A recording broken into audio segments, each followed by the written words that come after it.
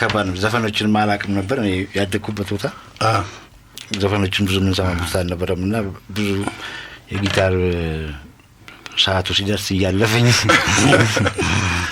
አንድ በርካታ እንግዲህ ሙዚቃ ሰዎችና አድማጮች ዘንድ የሚጉላላ ነገር አለ የመጀመሪያ አልበማቸውን የሰራላቸው ሰዎች ሁለተኛውን አልበም ካንተ ጋር አይደግሙ ታዋቂ ዘፋኝ መስራት እንደ ሞሪኖ ቀላል አይደለም ባቡሬም አንተ ጋር ነው የተሰራው ጋሻ በራ ሙሉ እሱ ያው በኪቦርድ ነው ራስን የመጣው ክራር እንዲመስል ተጫውታ የእንግሊዝ ፕሪሚየር ሊግ ምናምን ኳስ ታያለ ይሄ ደግሞ በጣም ሰበራ በጣም ኢትዮጵያ ቅን ፍርድ ይህ ነው ወይ ንገሪኝ በያ ያንተ ህይወት እንዴት ነው ገጠመኙ ነገሮች አልጋ ባልጋ ነው እንዴት የመጀመሪያ ባንድ ተጫወትከው ከአስተማሪዎች ጋር ነው የመጀመሪያ ቅንብር ከማሙድ ጋር ነው እና ነውር የሆነ የሰው ክብር የሚነካ ነገር ግን መናገር ግን ክልክል ነው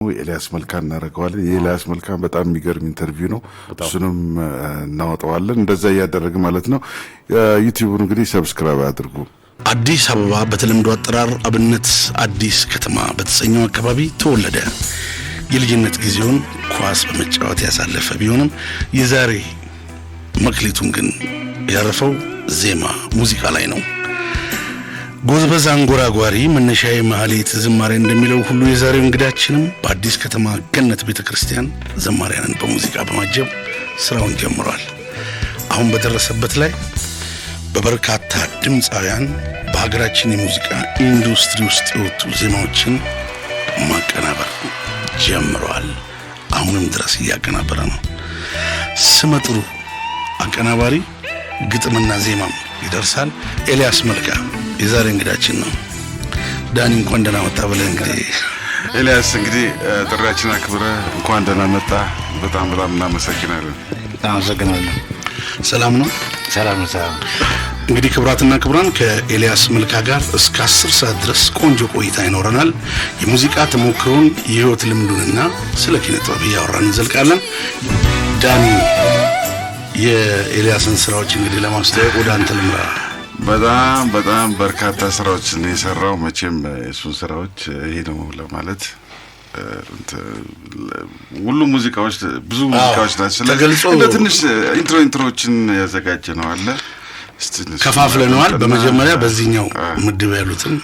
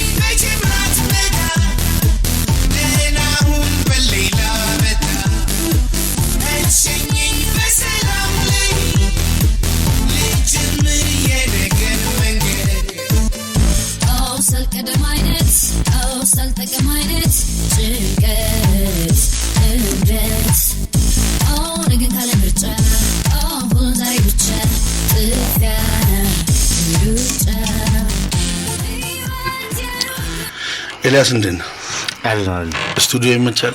አይሽ ነው ቆንጆ ዘና ብሎ ለማውራት ማለት አይሽ ነው።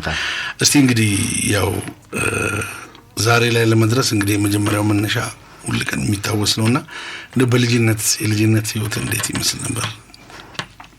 ያው ቤተክርስቲያን ውስጥ ነው ያደግኩት።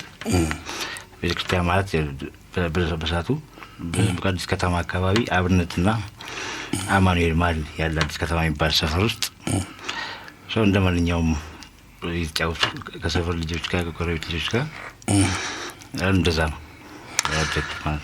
በጣም ቆንጆ። ከዚያ በኋላ ወደ ሙዚቃ ትምህርት ቤት ገብተሃል። ያሬድ ገብተህ ምንድነው የተማርከው? ያሬድ ትምህርት ቤት ቼሎ ሜጀር ነው የተማርኩት።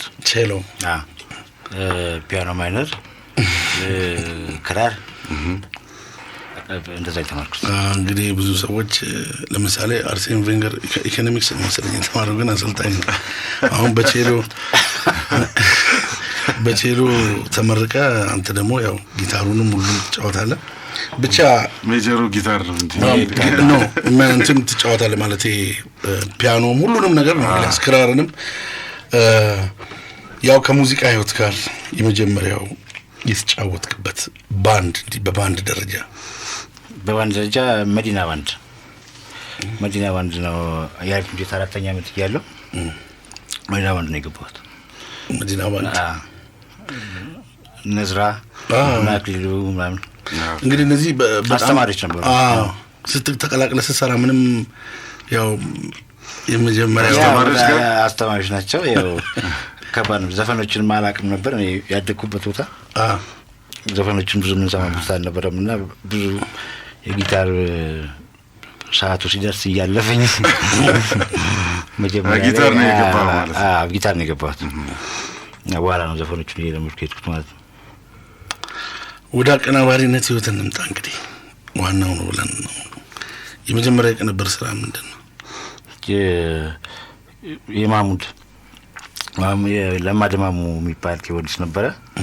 እሱ ጀምሯቸው ሳይጨርሳቸው አለፈ ማለት ነው።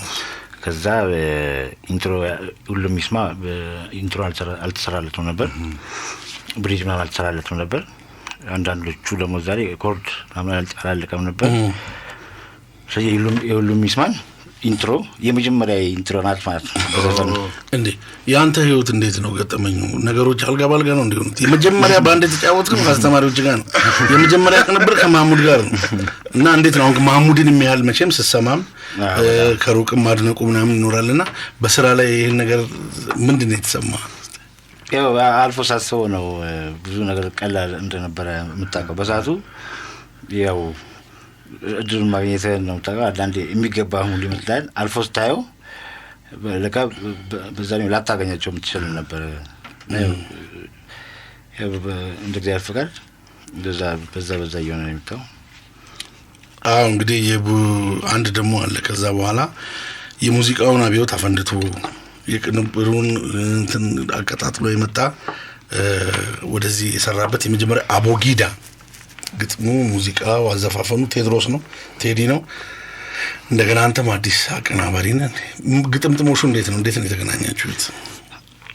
አፍሮ ሳውንድ ባንድ ከዛ በኋላ አብረን ነበር ማለት ነው እና ከሱ ጋር ያሬድ ትምህርት ቤትም አክሱማይት ባንድ ቋሚ እንትን ሳንሆን ማለት ነው አልፎ አልፎ እየሄድን ኢንስትሩመንት ምናምን እንጫወት ነበረ። ከእኔ ጆኒ እና እናንተ ጆኒ ቶና እና እዛ ቴዲ ይመጣል እና ቴዎድሮስ ታደሰን ይዘፍናል ምናምን በቃ ስሎ ነገሮች እንሰራ ነበር። በዛው አፍሮ ሳውንድ ተቋቋመ ማለት ነው። አፍሮ ሳውንድ ውስጥ ያው ብዙ አብረን ቆየን ማለት ነው። ስለዚህ ሌላ ጊዜ ከአፍሮ ሳውንድ ከወጣ በኋላ እኔ ዜማ ለስታስ እንትን ካልኩኝ በኋላ የሆነ ዲጄዚ ለአዲስ ዜማ አንድ መግቢያ ስራልኝ ብሎኝ የእሱን ሰርቼ በክርስቲያን ግርማ የሚባል ስቱዲዮ ውስጥ ሰርቼ በመኪና ውስጥ ይዤው ነበረ። በአጋጣሚ ቴዲ ጋር ተገናኘን ኮፊ ሃውስ። መኪና ውስጥ ሲገባ እንትኑ ቴፑ ተነሳ ማለት ነው። ምንድነው በቃ እኔ እንደሰራሁት የእንትና እንደሆነ የልጅ እዚህ እንደሆነ አሁን እንደሰራ በቃ እሱም ካሴቱ መስራት እንደሚፈልግ ነገረኝ። ከዛ በኋላ በቃ በዛው መሰረት ተመልሰን የተገናኘነው። እኔ የምልህ ግን ጊታር አሁን በመጀመሪያ ላይ እንደው ወደ ሌላ ሳንት ጊታሩን ያስተማረ ሰው አለ እንደው የምትጠራው ሰው? ጊታር ያው መጀመሪያ አካባቢ እያሱ ገነቲ ይባላል። እሱ ነው በጣም የቅርብ አስተማሪ የነበረው። ጌታ ያውቃል ግርማ ትምህርት ቤት ከፍቶ ነበርና እዛ እያሱ ገነቲ ነው በጣም ራስ መኮንን የነበረው። ራስ መኮንን ያ እዛ ነው ጌታ ያውቃል በጣም ጎበዝ ሙዚቀኛ ነው። እሱ ነው በደንብ መጀመሪያ ያስተማረኝ ማለት ነው። እንግዲህ ያው የአቀናባሪነት ህይወት ቀጠለ፣ ገበያው ደራ ተቀጣጠለ ነው የሚባለው። እንግዲህ የፈጠራ ስራ ነፃ አይምሮና ፈታ ያለ ጊዜ ይፈልጋል። ከጊዜ አኳያ ደግሞ የስራ መደራረብ ጫናው፣ ለምሳሌ በጣም ሲደራረብብህ ዘፋኝ ሲበዛ የቅኝት የዜማ መመሳሰል ምናምን ይከሰታል።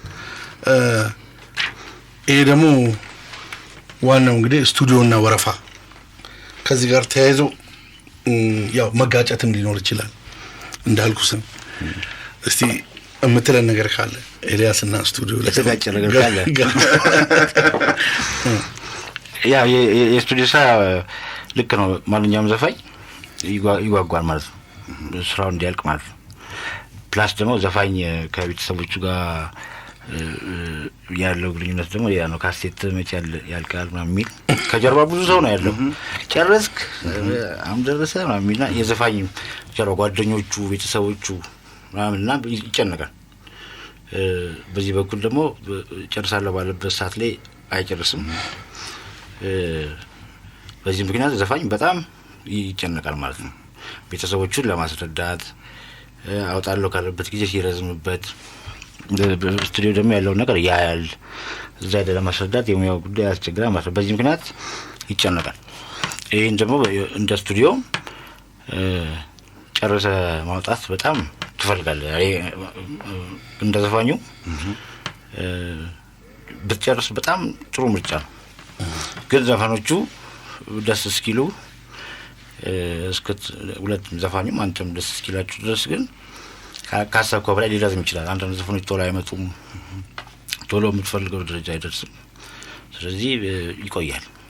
በዚህ መሀል አልፎ አልፎ መነጫነጭ ይኖራል ማለት ነው። ያ መነጫነጭ ያው አንተ ይቅርታ እየጠየቅ ብዙ ጊዜ ደግሞ ለሲዲ ስራ አብዛኛው ዘፋኝ እኔ ብዙ የሚያጋጥመኝ አዲስ ነው የሚሆነው አዲስ ሰዎች። ስለዚህ እነሱ የሲዲ ሲያልቅ ያለውን ነገር ስለማያውቁ የሚወጣ የማይመስላቸው አጋጣሚ ስላለ ያው እነሱን መረዳት አለብህ። እነሱም ከጀርባቸው ያለውን ነገር የቤተሰቦቻቸው ጫና አለቀ እንዴት ሆነ ምናምን የሚለው ነገር እሱን ተረድተህ እያረጋጋ መሄድ አለብህ። ዞሮ ዞሮ ሲያልቅ ደስተኛ መሆናቸው ነው ዋናው። ካልሆነ በአጭር ጊዜም ጨረስከው በረጅም ጊዜ ጨረስከው አንድ ሲዲ ለአንድ ዘፋኝ በጣም ትልቅ ነገር ነው። ከወደቀ እጅግ ከባድ ነገር ነው። ሁለተኛ ተመልሶ ወደ ሙዚቃ አይመጣም። ብዙ ብር ያወጣበት ብዙ ጊዜ የለፋበት ወይ አንዳንዱ ከልጅነቱ ተስፋ የሚያደርገው ነገር ነውና ሲዲ እንትን ነው፣ ኃላፊነቱም ከባድ ነው። ስለዚህ መጨረሻ ላይ ወጥቶ ጥሩ እንዲሆን በቃ መታገስ ያለብህን አንተም ታግሰህ ዘፋኙም እንድታገሳሽ ወጥቶ ጥሩ ውጤት ሲመጣ ይረሳል ማለት ነው። የነበረው ጭቅጭቅ እንግዲህ በቅንብር ላይ ስንሰማ በርካታ አንዳንድ ቦታ አቀናባሪዎች ስታይ የሚጫወቱት መሳሪያ ይስባቸዋል። ለምሳሌ ቤዚስት ሆኖ አቀናባሪ ሲሆን አንተ ላይ ግን አሁን የተለያዩ መሳሪያዎች ሲካተቱበት ያለው እያሳተፍክ ነው ወይስ እንዴት ነው? ይሄንን መሳሪያዎቹ ነው ማለት ተጫዋቾቹ ኢንስትሩመንት ያ ብዙ ጊዜ በኮምፒውተር ነው የምንሰራው። አሬንጅመንት ስሰራ ማለት ነው። አልፎ አልፎ ቤዚስት አስገባለሁ፣ አልፎ አልፎ ሳክስፎን፣ አልፎ አልፎ ራሴ ጊታር። አብዛኛው ግን በኮምፒውተር ነው የምትሰራ ማለት ነው። እና ዘፈኑን ነው የማስበው እኔ። የሆነ ጊዜ ድሮ ሙዚቃውን ብቻ እያሰብን ቸርች ውስጥ የሰራናቸው እንትኖች ሙዚቃውን ብቻ እያሰብክ ድምጻዊውን ረስተህ እንትኑ ሙዚቃው ከባድ ይሆናል። አሪፍ ሙዚቃ የሰማኸውን ደስ የሚልን ኮርድ ጃዝ ላይ የሰማኸውን ሮክ ላይ የሰማኸውን እዛ ዜማ ላይ ለማስገባት ስትጥር ድምጻዊውን ትረሳዋለህ።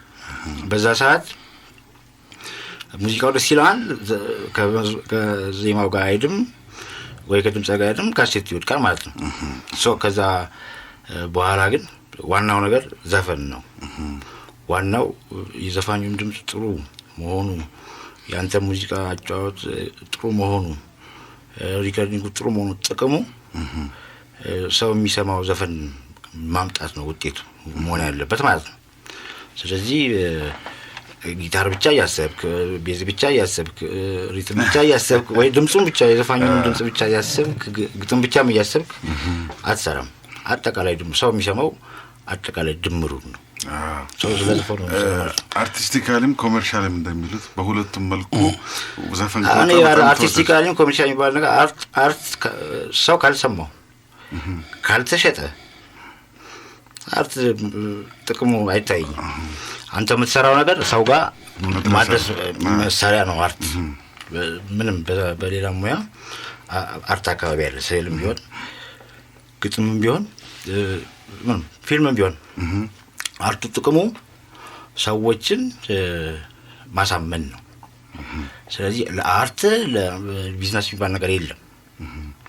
ጥሩ መስራት እየቻልክ ከጥሩ አለ መስራት ከአቅም በታች መስራት እሱ ልካል። ግን አርት በአርት መንገድ መስፈርቱ የተሟላ ስራ ምን ሆነ ማለት ነው? ሰዎችን እንዲሰማቸው የሚፈለገውን ነገር አሳካ ማለት ነው እንጂ አርት ነው በዛ በኩል ቢዝነስ የሚባል ነገር አርት ጥሩ ከሆነ አርት ሰው ይሰማል።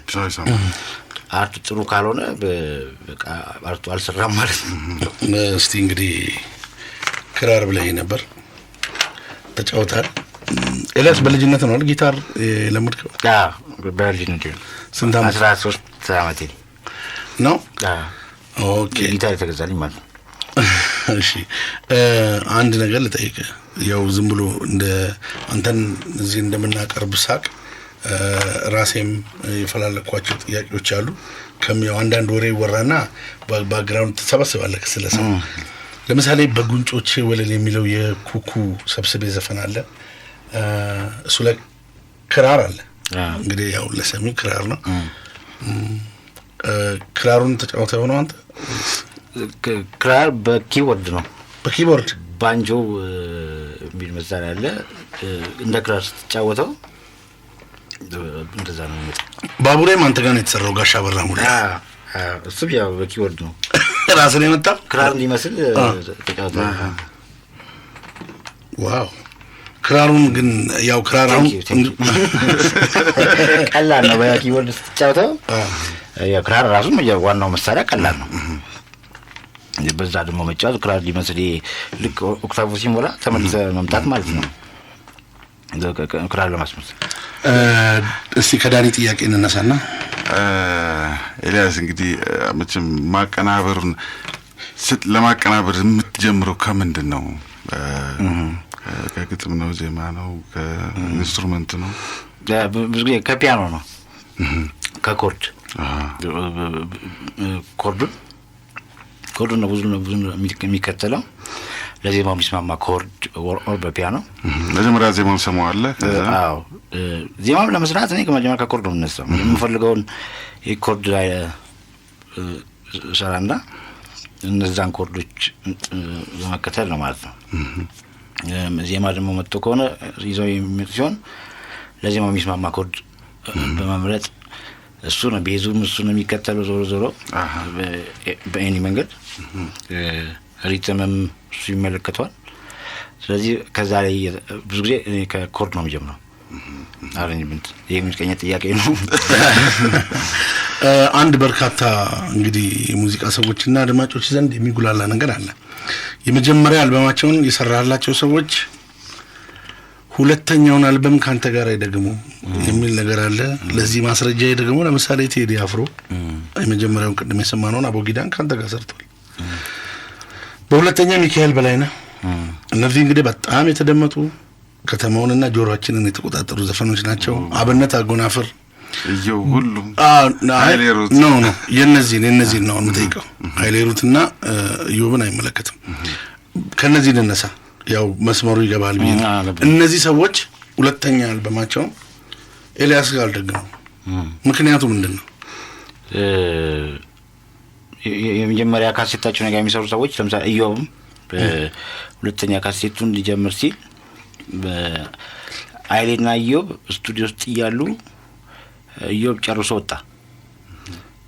ወጣና ከዛ ወጥቶ ኮንሰርቱን ሰርቶ እንደዚህ አድርገው ምናምን ተመልሶ ሁለተኛ ካሴት ሊጀምር ሲል አይሌ ሊጨርስ ነው እና አይሌ ጨርሶ ሳይወጣ ያ ዘፋኝ ተመልሶ ሲገባ በጣም ሞራል ይጎዳል ማለት ነው።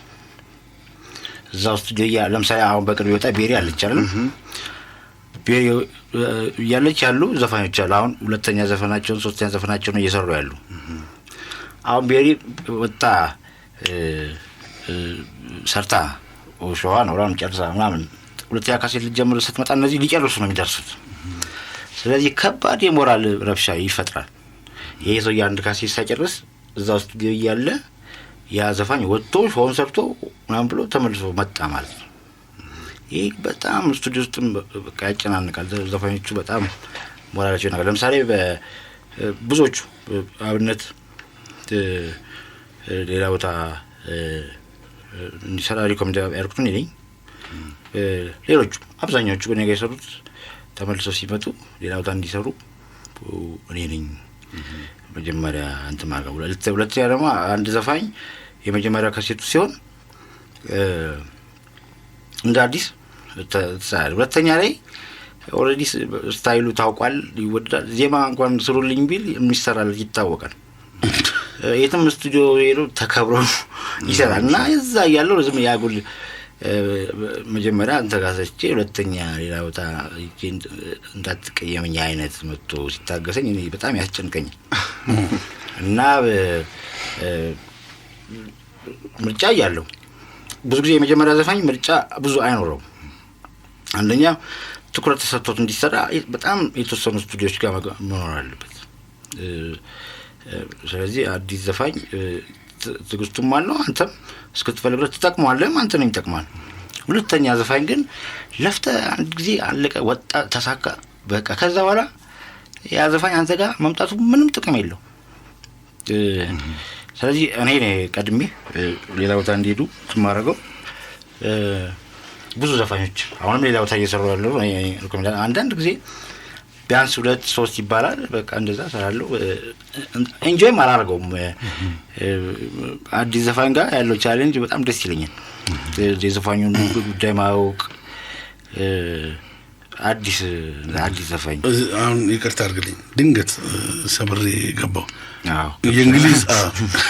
የእንግሊዝ ፕሪሚየር ሊግ ምናምን ኳስ ታያለህ? ይሄ ደግሞ በጣም ሰበራ በጣም ጃምፕ ከት ይባላል። እንዲህ ወሬዎቹን ትሰማለህ? ሁለት ሰዎች ልውሰድልህ ከአንተ ጋር ለመጠየቅ እንደምቼ አሁን ሞሪኖ ሁሉ ቀን የዓለም በጣም ኮከብ ታዋቂ ተጫዋቾችን በከፍተኛ ገንዘብ ገዝተው ዋንጫ የመብላት እቅድ ነው ያላቸው። አርሴን ቬንገር ደግሞ በማሳደግ ነው ትንንሽ ልጆች። ግን በአንተና በአርሴን ቬንገር መካከል ልጆች የማውጣት ተመሳሳይነት ቢኖርም በዋንጫና በውጤት አንተ ትበልጣለህ ብዬ ገምታለሁና አሁን ለምሳሌ አዳዲስ ልጆችን ለማውጣት ያው ቅድም እንዳልከው ቻሌንጁ ድካሙ ብዙ ነገሮች አሉ። ወጥቶም ደግሞ ላይሳካ ይችላል እና በቀላል ደግሞ መንገድ ታዋቂውን ሰውዬ ከነስሙ ይዘው ገንዘብ መስራት ይቻላል። አንተ ያኛውን እንዴት መረጥክ? ታዋቂ ዘፋኝ በቀላሉ ላይሰማ ይችላል። ሁለተኛው ካሴቱ ሶስተኛ ካሴቱ ሊወድቅ ይችላል። ግን ኦልሬዲ ታዋቂ የሆነ ዘፋኝ ምንም የምጠቅመውም አይመስለኝም። ማለት እኔ ብር ካልፈለኩ በስተቀር በቸገረኝ ሰዓት ካልመጣ ለዛው መርጬ ማለት ነው እንትን ማለት ነው። እና ታዋቂ ዘፋኝ ከባድም ነው። አሁን ለምሳሌ በጣም የታወቀ ዘፋኝ ከኛም በፊት ይሰራ አንተ ጋር ሲመጣ አስተያየት መስጠትም ተገቢ አይደለም። ኦልሬዲ ሰውየው ሰው ይወደዋል። እዚህ ያን ነገር መንካት የለብም። ነካክተ ያለውን ክሬዲት ልታሳጣው ትችላለህ ማለት ነው። ደግሞም ትንሽ ተጨማሪ ሀሳብ ሞር እንዲወደድ ከባለፈው ኦር ደግሞ ጊዜው ማልፎ ሊሆን ይችላል። በዛ ሰዓት የሰቀለ ዘፋኝ ከሆነ አመታት በኋላ ሲመጣ እንደዛው በዘፍኖ ሊወድቅ ይችላል። በቃ ጊዜው አልፎ፣ ስለዚህ ያን እንዲቀይር ሀሳብ ለመስጠትም በጣም ጥንቃቄ ይፈልጋል። የሚወደድለት ነገር እንዳታሳጣው።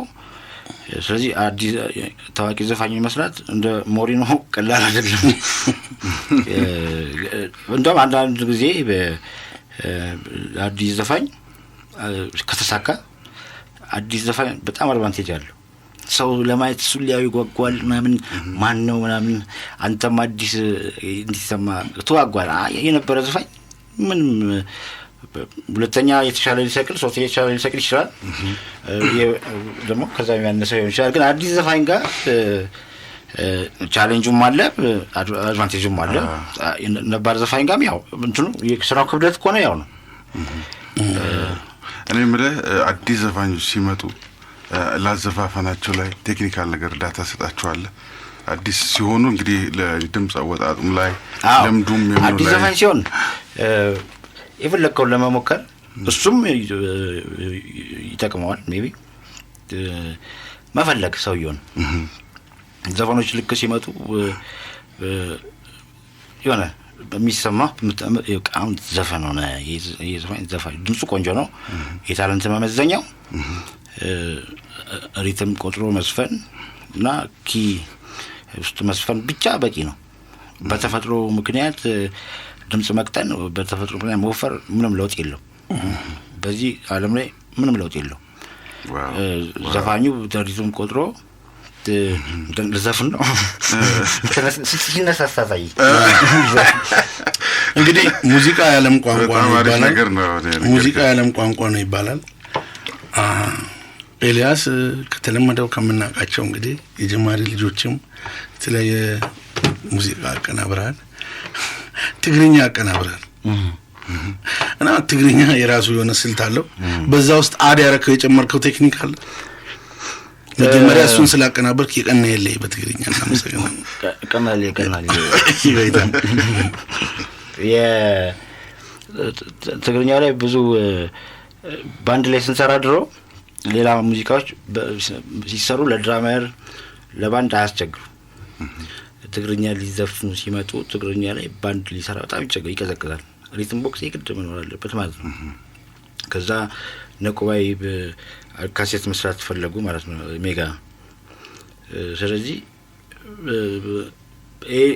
ችግር እንዳለ ስለሚታወቅ ሁሌ ዘፋኝ ሲሄድ ድራም እንደሌላ ዘፈን የኢትዮጵያ ሙዚቃዎች በሙሉ ባንድ ሞቅ አድርጎ ሊጫወታቸው ይችላል። ትግርኛ ግን ሪትም ቦክስ ከሌለ አይቻልም። አሁን በተለይ በቃ ከሪትም ቦክስ የተሻለ አማራጭ የለም። እሱ ጥሩ ነው።